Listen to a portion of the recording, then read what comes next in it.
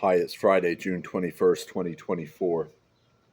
Today is day 6 off marijuana for me, and one of the withdrawal symptoms of marijuana is you tend to have very vivid dreams, and I had one last night. Now, I believe when we dream, the events that happen in our dream are representations of things in our life, and that our dreams can actually shine light and um, kind of make metaphors for things that are going on in our life that can clarify things. And so the dream I had was I was watching a basketball game, professional basketball game, an NBA game, and there was a player who another player kind of took a swipe and knocked the player to the ground, and the officials didn't see it. And so the play continued as this player fell. And I heard the commentator say, you need to, if you're whoever the player was that made the swipe, you need to let the officials know that this was a flagrant foul, that there's a person injured, because the officials hadn't noticed. And I looked at the player where he had fallen, and I saw this kind of splatter of blood all over the court. And as I looked closer and as the commentators looked closer, we all kind of exclaimed because we saw that the player's eye and the player's ear and part of the player's cheek had been detached from his body and were just laying there on the court while he was kind of bleeding profusely. And again, the person who had committed the foul, the commentators were saying, yes, you don't want to get called for foul, but in this circumstance, it's so egregious. You need to let them know they got to stop the game. They got to take a look at it. They got to get a guy out and help this guy. And yet the player was not fessing up to this. And so if you think about a basketball player, they are in many ways professional basketball player would be someone who would be in a very enviable position as far as our kind of Western society and the things that are valued. They make a lot of money.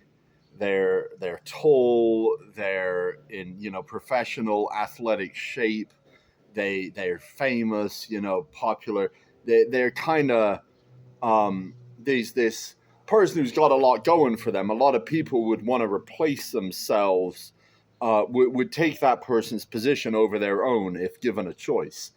And yet, all of a sudden, this incident happens, and suddenly no one would want to be this person because no one wants their eyes scraped out and their ear torn off and all this horrible thing that had happened to this player.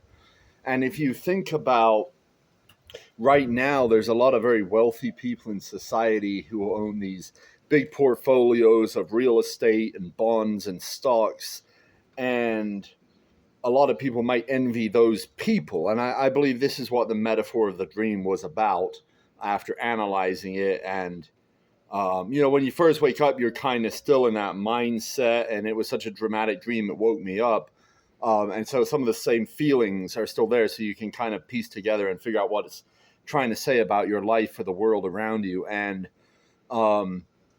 yet, so in just this instant, in this flash, suddenly they can be in this very unenviable position, laying on the ground. And who caused this? Who caused this crash, this disaster for this individual? Well, in the dream, it's this other player, but in reality, it's the government, it's the central bank. Yet even knowing that they've caused this problem, they are unwilling to fess up. They're unwilling to take responsibility, to let anyone know about what they've done, because they're more concerned about not picking up a penalty, not taking any responsibility, than they are about the damage that they've caused and trying to help people recover from that damage. So I think that's about it. I think that's about the dream, but I just thought, it was so vivid and it really woke me up, and I wanted to share that because I think it's unusual. You don't withdraw from weed every day, and you don't have dreams that are that vivid every day, and then be able to kind of figure out what it is in your life that you think it's representing. And I think that's what it was representing. So no one's perfect, but compassion should dictate that when people realize they fucked up, that they fess up and they try to make things better. And it's something that the politicians, the ruling class, the bankers just never seem capable of doing. And a lot of people are going to get hurt real bad. And this is, it's not, it was so vivid and so graphic. And yet these people who are going to lose everything, it's going to be just as vivid and just as graphic. People aren't going to even be able to eat. They're going to be almost in a worse position than if they had just lost parts of their face. So that is who the government is. That is what it is. And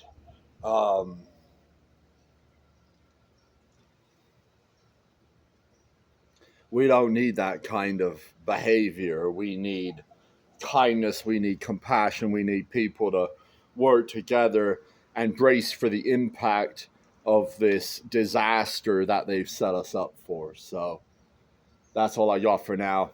Talk to you later.